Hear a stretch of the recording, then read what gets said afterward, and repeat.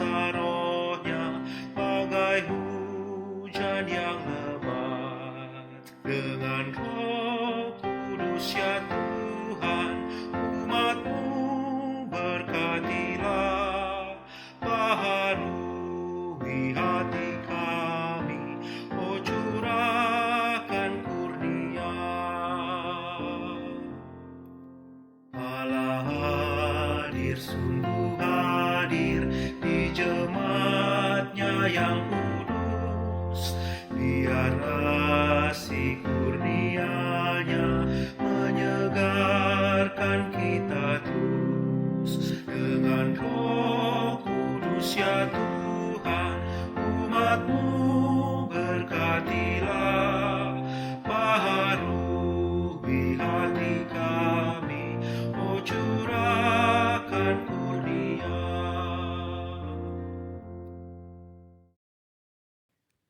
Pertolongan kita adalah di dalam nama Bapa, Putra, dan Roh Kudus. Kasih karunia Allah Bapa dan damai sejahtera Tuhan Yesus Kristus menyertai saudara sekalian. Amin. Jemaat Tuhan yang menjadi nas pembimbing kita diambil dari Markus pasal 1 ayat 21 dan 22. Setelah hari Sabat mulai, Yesus segera masuk ke dalam rumah ibadat dan mengajar. Mereka takjub mendengar pengajarannya, sebab ia mengajar mereka sebagai orang yang berkuasa, tidak seperti ahli-ahli Taurat. Demikian nas pembimbing kita pada hari ini.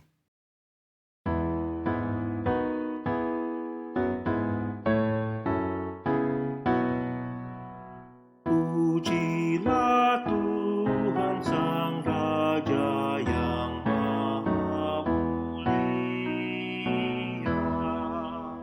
Segenap hati dan jiwaku pujilah Dia. Datang bergaung, berilah musikmu bergaung, angkatlah puji-pujian. Pujilah Tuhan segala kuasa padanya, sayap kasih-Nya yang aman mendukung anak-Nya. Tiada terpilih yang kepadamu diberi, tidakkah itu kau rasa? Pujilah Tuhan yang bijak mengubah tubuhmu, dalam kasih-Nya seluruh hidupmu tertuntun. Hatimu tahu berulang kali engkau oleh sayap-Nya terlindung.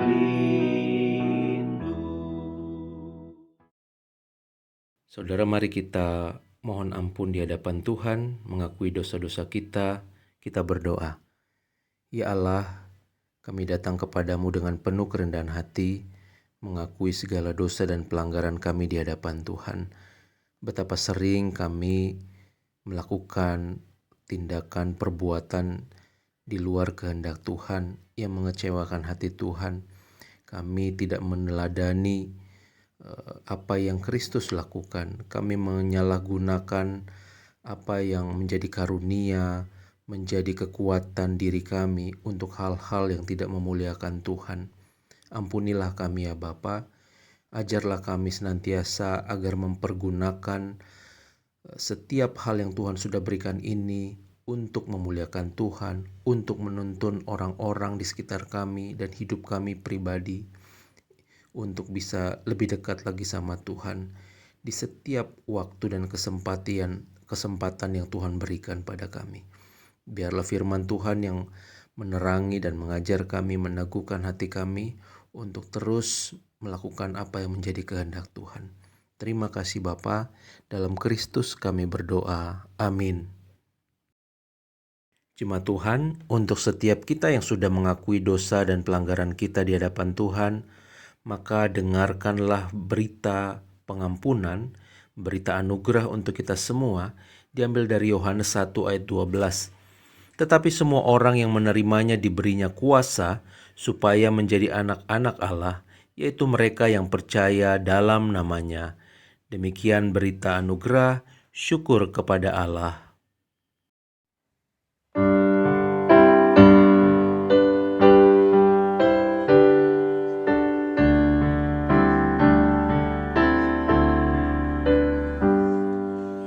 Karena kasih-Nya padaku, Yesus datang ke dunia. Ia telah memberi hidupnya gantiku yang bercela.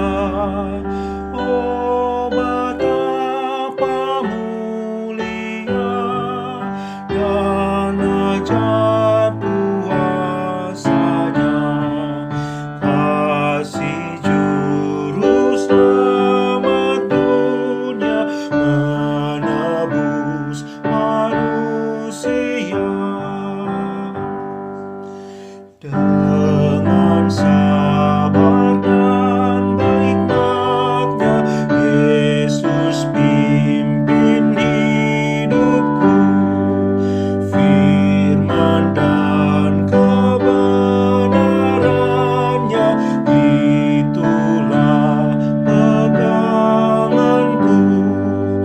Oh, betapa mulia dan ajaib kuasa-Nya, kasih juru selamat dunia menebus manusia.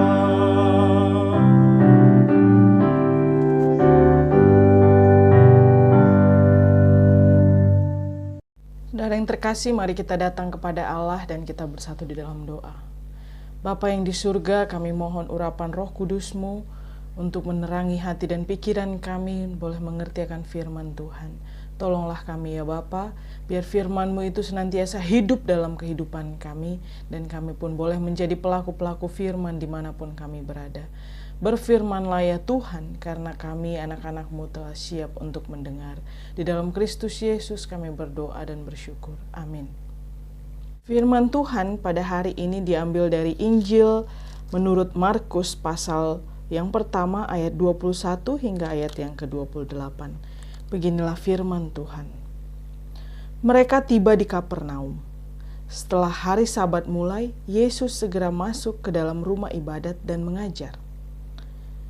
Mereka takjub mendengar pengajarannya sebab ia mengajar mereka sebagai orang yang berkuasa, tidak seperti ahli-ahli Taurat.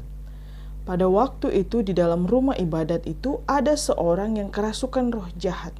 Orang itu berteriak, "Apa urusanmu dengan kami, hai Yesus orang Nazaret? Engkau datang hendak membinasakan kami. Aku tahu siapa engkau, yang kudus dari Allah." Tetapi Yesus menghardiknya, katanya, "Diam, keluar daripadanya." Roh jahat itu menggoncang-goncang orang itu dan sambil menjerit dengan suara nyaring ia keluar daripadanya. Mereka semua takjub sehingga mereka memperbincangkannya, katanya, "Apa ini? Suatu ajaran baru?" Ia berkata-kata dengan kuasa. Roh-roh jahat pun diperintahnya dan mereka taat kepadanya. Lalu tersebarlah dengan cepat kabar tentang dia ke segala penjuru di seluruh Galilea. Demikianlah Injil Kristus. Shalom jemaat Gemindo Immanuel, apa kabar ibu bapak sekalian dan adik-adik sekolah minggu? Pada hari ini kita bersyukur kita masih boleh beribadah secara online. Dan hari ini kita mau belajar dari firman Tuhan yang diambil dari Markus 1 ayat 21 hingga 28. Injil Markus ini bicara tentang kuasa Yesus. Apa yang bisa kita pelajari dari kuasa Yesus? Menurut sebuah tulisan di kolom online dari Forbes, dimuat beberapa definisi tentang kuasa atau power. Ada yang menyebut kuasa sebagai outside in, yaitu kedudukan yang diperoleh karena diangkat oleh sekelompok orang, memiliki posisi, jabatan, dan punya hak untuk mengatur orang lain.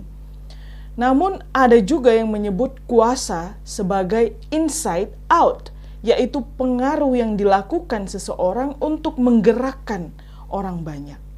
Nah, coba kita lihat lebih lagi bagaimana kedua model kuasa ini berlangsung sampai saat ini.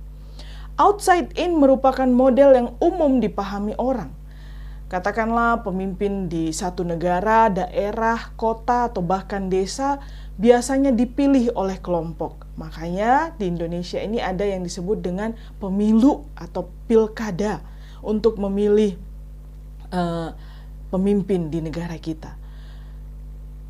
Oleh sebab itu, seorang pemimpin seperti ini memiliki tugas sekaligus tanggung jawab yang besar. Posisi, jabatan, dan pengaruh bisa membawa sukacita, tapi juga bisa menjadi malapetaka, karena tanggung jawab dia adalah kepada sekelompok orang banyak.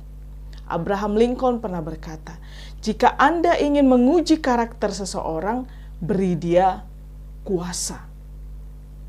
Karena dengan kuasa itu kita akan melihat bagaimana karakter orang ini dalam memimpin sekelompok orang. Ada juga model power yang lain, yaitu inside out. Kuasa dalam bentuk pengaruh yang dilakukan untuk menggerakkan orang lain. Influence. Nah, saat ini di kalangan anak muda dan di dunia media sosial, aktivitas yang dilakukan orang adalah mengumpulkan followers, subscribers, viewers, dan lain sebagainya. Semakin banyak followers dan subscribers, seseorang akan dianggap sebagai orang yang lebih berhasil memberikan pengaruh. Bahkan sebuah platform ternama memberikan penghargaan bagi seorang yang berhasil mengumpulkan sekian jumlah subscriber. Anda pasti tahu apa itu platformnya. Akhirnya, orang berlomba-lomba untuk mengembangkan diri, membuat aktivitas menarik, guna menarik perhatian orang lain dan mempengaruhi orang lain lewat apa yang dia sajikan. Model ini bisa menjadi positif jika pengaruh yang diberikan adalah pengaruh yang baik. Namun bisa juga menjadi negatif jika pengaruh yang diberikan adalah justru hal-hal yang buruk. Saudara-saudari yang terkasih, apakah kita saat ini memiliki kedua model kuasa ini?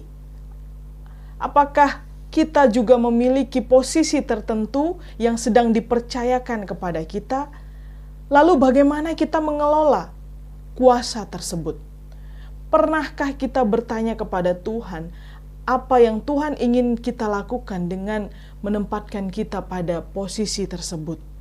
Posisi ini bisa di pekerjaan, bisa juga di rukun warga atau rukun tetangga, atau bisa juga mungkin di satu jajaran tertentu, atau bisa juga di rumah kita memiliki kuasa atas keluarga, atas anak-anak dan saudara kita. Tapi pertanyaannya, bagaimana kita mengelola kuasa yang diberikan atau dipercayakan tersebut? Belajar dari Injil Markus, kita akan belajar melihat bagaimana Yesus menggunakan kuasa yang dia miliki di tengah-tengah sebuah kelompok yang baru, yang belum mengenal dia. Markus 1 ayat 21 sampai 28 ini memberikan penekanan pada kuasa Yesus. Yesus mengajar dan berkata-kata, dan orang-orang melihatnya seperti orang yang berkuasa. Bahkan tidak hanya itu, dia pun memiliki kuasa untuk mengusir roh jahat yang merasuk salah seorang jemaat di rumah ibadat tersebut di Kapernaum. Kuasa yang dimiliki Yesus sontak membuat semua orang takjub dan keheranan. Mereka tidak habis pikir, siapa ini orang? Lalu kuasa seperti apa yang yang datang kepadanya. Kuasa dari mana ini? Dan akhir cerita, orang-orang pun mempercakapkan tentang Yesus, dan kabar tentang Yesus tersebar ke seluruh Galilea. Saudara-saudara yang terkasih, menarik sekali disajikan oleh Injil Matius.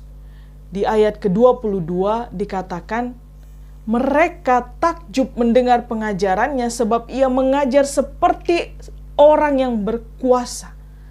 Nah, kata berkuasa di sini aslinya adalah exousia, artinya kuasa layaknya seorang pemerintah yang punya hak. Padahal Yesus orang baru di tempat itu. Tidak seperti ahli-ahli Taurat. Ini adalah orang-orang yang biasanya mengajar, berkuasa mengajar karena mereka punya ilmu, punya pengetahuan. Tapi biasanya hanya sekedar di otak saja, tidak dilakukan. Nah, yang lebih mengherankan lagi, Yesus juga memiliki kuasa menghardik dan menundukkan roh jahat sehingga roh jahat itu taat kepadanya. Padahal jika dilihat Yesus datang ke tempat itu tampil sebagai orang biasa, tidak sama sekali punya potongan atau penampilan sebagai seorang pemimpin atau penguasa. Tidak ada protokoler sebelum dia memasuki ruangan. Tidak ada penari-penari khusus atau karpet merah yang menunjukkan bahwa orang ini adalah orang yang memiliki kuasa.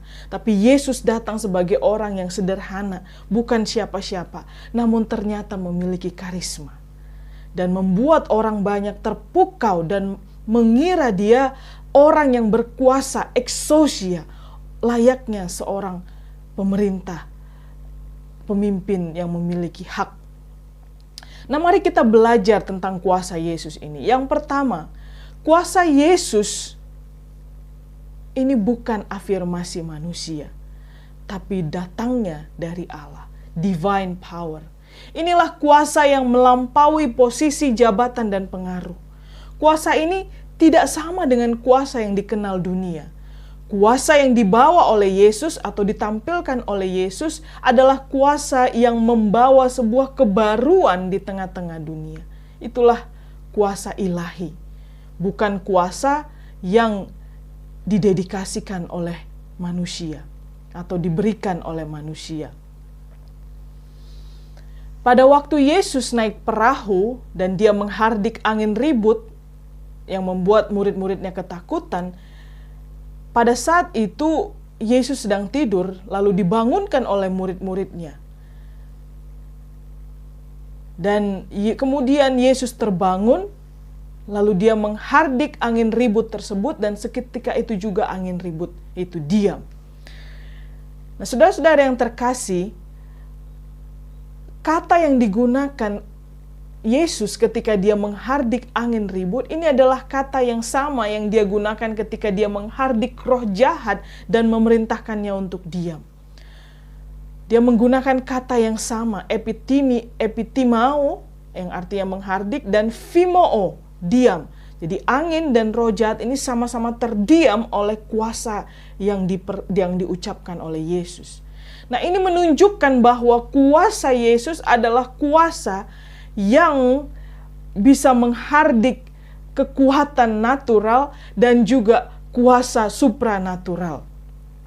Yang dimaksudkan di sini kuasa Yesus melampaui yang natural dan juga yang supranatural. Nah, kuasa seperti ini tidak lain dan tidak bukan adalah kuasa yang hanya datang dari Allah semata. Saudara-saudari yang terkasih, ada sebuah ilustrasi. Di sebuah perayaan tahun baru ada sebuah parade mobil hias. Lalu setiap mobil akan melakukan sebuah aksi. Dan biasanya semua orang akan bertepuk tangan dan menyambut parade besar ini. Satu ketika tiba giliran sebuah mobil besar untuk menyalakan balon raksasa. Tiba setengah jalan, ternyata api untuk menghembus balon raksasa ini tiba-tiba mati karena kehabisan gas. Dan seketika itu juga penonton langsung terdiam. Ternyata aksi yang kehabisan gas itu adalah dari sebuah mobil yang mewakili sebuah perusahaan oil and gas yang ternama. Mereka kehabisan gas karena salah perhitungan. Saudara-saudari yang terkasih, kita adalah orang Kristen. Kita percaya kepada Allah yang Maha Kuasa, Allah yang memiliki kuasa atas langit dan bumi. Tapi ingatlah saudara-saudari yang terkasih, sebagai orang Kristen, jika kita tidak melekat kepada Allah dan tidak mengandalkan Allah, justru mengandalkan diri sendiri, kita pun bisa kehilangan atau bahkan tidak kebagian kuasa dari Allah. Belajar dari Yesus, kita melihat bahwa kuasa yang dimiliki oleh Yesus ini adalah kuasa yang datangnya dari Allah.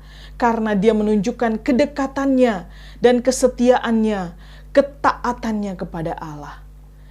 Jika saat ini kita dipercaya untuk menduduki sebuah posisi dan memiliki kuasa, saudara-saudara yang terkasih, percayalah itu datangnya dari Allah. Kuasa dapat menjerumuskan kita semakin jauh dari Allah, tetapi dengan hikmat dan takut akan Allah, kuasa justru dapat mendekatkan kita kepada Allah. Kita perlu selalu mendekat kepada Allah sebab dialah sumber kuasa dan kemuliaan itu. Pelajaran yang kedua, kuasa Yesus bukan untuk memanipulasi sebagaimana yang dilakukan oleh para penguasa-penguasa dunia. Tapi kuasa Yesus justru membawa belas kasih.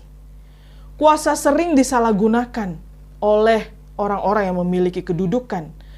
Kuasa digunakan untuk mendapatkan pujian, pengakuan, sanjungan, dan lain sebagainya. Kuasa sering dijadikan ukuran apakah seseorang ini sukses atau kurang sukses dalam karirnya. Inilah ukuran-ukuran manusia, saudaraku. Tapi Yesus tidak seperti itu. Sekalipun ada kesempatan untuk mendapatkan pujian, sanjungan, bahkan popularisme sekalipun, tapi yang menjadi fokus Yesus adalah menolong orang-orang yang lemah. Fokus Yesus adalah bagaimana kuasa itu justru menghadirkan belas kasih untuk orang lain, orang-orang yang lemah, orang-orang yang membutuhkan. Banyak pemimpin masa kini menghalalkan berbagai macam cara untuk mendapatkan kedudukan, bahkan untuk mencapai tingkatan yang lebih dan lebih lagi. Dan usaha-usaha ini biasanya diikuti dengan usaha manipulasi dan iming-iming yang menarik hati. Dan justru ini adalah menekan dan menghancurkan orang lain. Saudaraku yang terkasih, sedihnya praktik seperti ini ternyata tidak terjadi di dunia politik saja, tapi juga terjadi di dalam gereja. Saya bertanya dalam hati, siapa sebenarnya yang mereka teladani? Sebab jika kita meneladani Yesus, power atau kuasa bukan untuk kenikmatan diri sendiri, tetapi justru untuk menyatakan kepedulian atau kasih untuk orang lain. Kuasa Yesus tidak untuk memanipulasi, melainkan untuk menunjukkan belas kasih. Saudara yang terkasih, pelajaran yang ketiga, kuasa Yesus membuka hati banyak orang untuk melihat kepada Tuhan. Sekali lagi, Yesus tidak pernah menunjukkan kuasanya untuk menaikkan pamor dirinya, yang sekalipun pada saat itu dia butuhkan karena orang tidak mengenal dia. Tetapi justru dia menunjukkan kuasa ini dalam rangka menunjukkan misi Allah yang harus dia lakukan di tengah-tengah dunia. Supaya banyak orang melihat dan terbuka hatinya untuk datang dan percaya kepada Tuhan. Saudara yang terkasih, kuasa bukan dipakai Yesus untuk memuliakan diri sendiri, tetapi untuk memperkenalkan Allah dan meninggikan Allah yang menjadi inisiator dari misi penyelamatan di dunia. Sebagai penutup, saudara-saudari yang terkasih, belajar dari teks Alkitab ini, kita mau merayakan atau belajar dari kuasa yang dimiliki Yesus. Ini bukan sembarang kuasa, tetapi justru kuasa yang membawa sebuah perubahan radikal di tengah-tengah cara berpikir manusia. Tahukah saudara, bahwa kuasa yang dimiliki Yesus atau kata aslinya exousia, ini juga kuasa yang diwariskan kepada saya dan saudara, seperti yang tertulis dalam Yohanes 1 ayat 12. Tetapi semua orang yang menerimanya diberi kuasa, exousia, supaya menjadi anak-anak Allah, yaitu mereka yang percaya dalam namanya. Saudara yang terkasih, artinya apa? Saya dan saudara memiliki kuasa yang sama, kuasa yang seperti yang ditampilkan Yesus di hadapan orang-orang, yang bisa membuka mata hati orang-orang banyak, yang bisa membuat orang-orang takjub dan terheran-heran. Tapi ingat, ini bukan untuk keunggulan diri sendiri, tapi justru untuk memuliakan nama Tuhan. Saudara mungkin bukan siapa-siapa di tempat kerja, tidak memiliki posisi apapun. Tapi teks ini berkata bahwa ketika kita percaya di dalam nama Tuhan, kita diberikan kuasa untuk menjadi anak-anak Allah. Belajar dari Yesus, ingatlah ini, kuasa harus membawa kita semakin dekat dengan Allah. Yang kedua, kuasa bukan untuk memanipulasi, tetapi justru untuk berbelas kasih. Yang ketiga, kuasa digunakan untuk memperkenalkan dan memuliakan Allah. Saudaraku, tetaplah setia pada panggilan Tuhan dan dengarkan apa peran yang Tuhan sedang percayakan dalam hidupmu untuk kita jalani saat ini.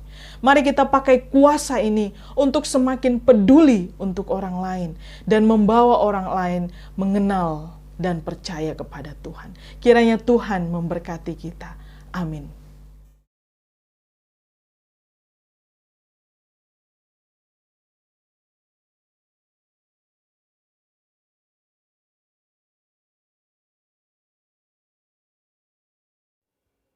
Jemaat yang terkasih, marilah kita mengucapkan pengakuan iman kita.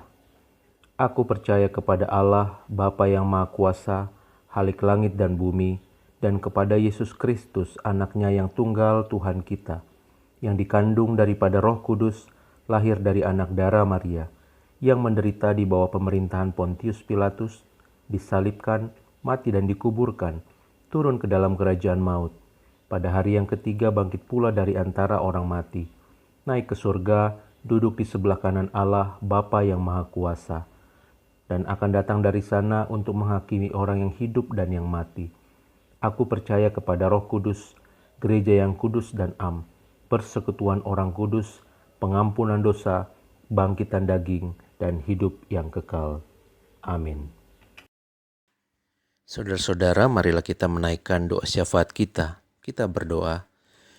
Ya Allah, kami sungguh bersyukur untuk firman-Mu yang boleh kami dengar.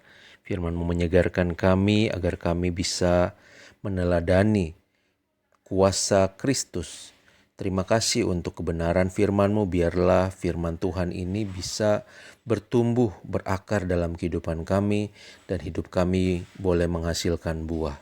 Terima kasih Bapa, kami mau terus berdoa untuk pergumulan setiap jemaat Tuhan dalam berbagai hal, dalam masalah ekonomi, masalah hubungan atau relasi dengan orang-orang terdekat mereka. Bahkan kami juga berdoa untuk setiap anak-anak Tuhan yang sedang membutuhkan pekerjaan. Biarlah Tuhan Engkau yang menyertai, Tuhan yang menolong, campur tangan di dalam mencari yang terbaik dalam kehidupan mereka. Biarlah lewat itu semua hidup mereka boleh semakin dimurnikan. Lewat setiap tantangan pergumulan, hidup kami boleh semakin dekat dengan Tuhan. Secara khusus kami mau berdoa menopang saudara-saudara kami yang sakit, untuk Bapak Simanjuntak, Bapak Butar-Butar, Ibu Basaria Manurung. Kami serahkan semuanya ke dalam tangan-Mu. Bapak Rio Simanjuntak dari gangguan jantung, berdoa juga untuk Ibu Simanjuntak Boru Hasibuan yang terus menjalani pemulihan atau terapi kemo. Berdoa untuk Bapak Ketua Majelis, Bapak Eli Simanjuntak yang terus dalam proses terapi pemulihan. Berdoa juga untuk Ibu Sidabutar yang beberapa kali mengalami gangguan kesehatan. Tuhan, bahkan juga saudara-saudara kami yang Tidak disebutkan yang mungkin sedang mengalami keletihan atau kelemahan fisik saat-saat ini. Tuhan, kiranya Engkau yang memegang tangan kami semua anak-anak-Mu. Tuhan, kiranya bersegera menyembuhkan, memulihkan di dalam nama Tuhan Yesus. Kami percaya tidak ada yang mustahil bagi Tuhan. Engkau sanggup di dalam memulihkan setiap sakit penyakit anak-anak-Mu. Terima kasih Bapa, biarlah terus kalau Tuhan izinkan sakit penyakit di dalam tubuh kami itu boleh membawa kami juga semakin dekat sama Tuhan. Kami membangun iman, pengharapan, dan hubungan yang semakin dekat sama Tuhan. Terima kasih Bapa. Kami mau terus berdoa untuk gereja Tuhan, Gemindo Immanuel, dan bahkan gereja-gereja Tuhan di Indonesia ini. Tuhan kiranya memberkati, memakai gerejamu menjadi alat untuk membawa kasih dan kebenaran di tengah-tengah dunia ini. Berdoa untuk situasi yang melanda bangsa kami Indonesia ini, untuk virus corona yang terus semakin banyak. Walau kami juga bersyukur untuk vaksin yang sedang didistribusikan di seluruh Indonesia. Terima kasih Bapak, kami berdoa supaya corona ini bisa segera berlalu dan kami bisa menjalani rutinitas kegiatan pelayanan dan setiap aktivitas kehidupan kami secara normal kembali. Terima kasih Bapa. Kami juga berdoa untuk saudara-saudara kami yang mengalami bencana di berbagai tempat, di Kalimantan, di Sulawesi, di Jawa Barat, di mana-mana saja Tuhan. Bahkan untuk saudara-saudara kami yang mengalami korban dari sebuah sistem, korban perlakuan kekerasan, pelecehan, di mana saja Tuhan, biarlah Engkau yang memulihkan dan menolong menopang kehidupan mereka supaya pulih dari segala trauma yang pernah mereka alami. Jadikan juga kami Tuhan di tengah-tengah kehidupan ini menjadi orang-orang yang membawa kasih, membawa damai di tengah-tengah orang-orang yang mengalami perlakuan ketidakadilan, perlakuan kekerasan di sekitar kami. Terima kasih Bapa, kami serahkan semuanya ke dalam tangan-Mu. Inilah yang menjadi doa syukur sekaligus permohonan doa syafaat kami. Kami percaya di dalam nama Tuhan Yesus yang sudah mengajar kami berdoa. Bapa kami yang di surga, dikuduskanlah nama-Mu, datanglah kerajaan-Mu, jadilah kehendak-Mu di bumi seperti di surga. Berikanlah kami pada hari ini makanan kami yang secukupnya, dan ampunilah kami akan kesalahan kami, seperti kami juga telah mengampuni orang yang bersalah kepada kami.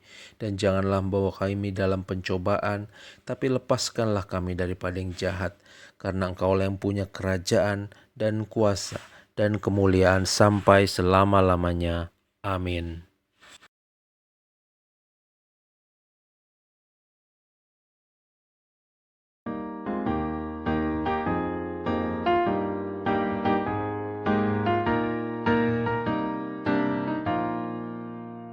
Kita harus membawa berita pada dunia dalam gelap tentang kebenaran dan kasih dan damai yang menetap, dan damai yang menetap, karena gelap jadi remang pagi dan remang jadi siang terang. Kuasa Kristus kan nyatalah, ramani dan cemerlang. Kita harus menyanyikan gitar, melembutkan hati keras, supaya senjata iblis remuk dan segera lepas, remuk dan segera lepas, karena gelap jadi remang pagi dan remang jadi siang terang. Kuasa Kristus kan nyatalah, ramani dan cemerlang.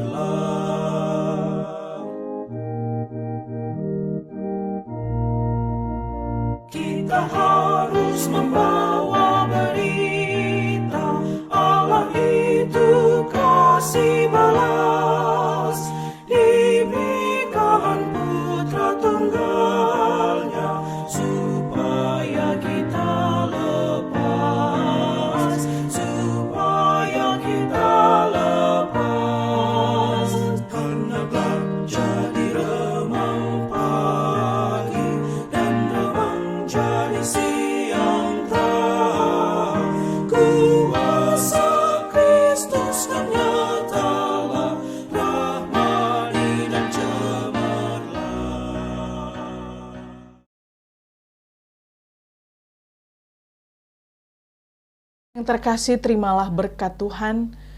Maka anugerah daripada Allah Bapa, kasih sayang dari anaknya Tuhan kita Yesus Kristus, dan persekutuan di dalam Roh-Nya yang kudus senantiasa memelihara hati dan pikiran kita, mulai hari ini, besok, dan sampai selama-lamanya. Amin.